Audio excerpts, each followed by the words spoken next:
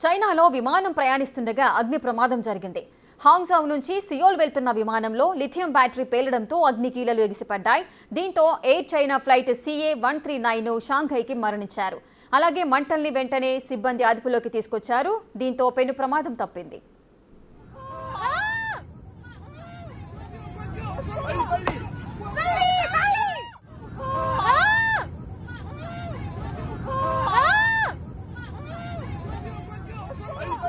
ఇక చైనాలో విమానం ప్రయాణిస్తుండగా ఒక్కసారిగా అగ్ని కీలలు ఎగిసిపడ్డాయి. ప్రెజెంట్ ఆ విజువల్స్ ని మనం బిగ్ టీవీ స్క్రీన్ పైన చూడొచ్చు.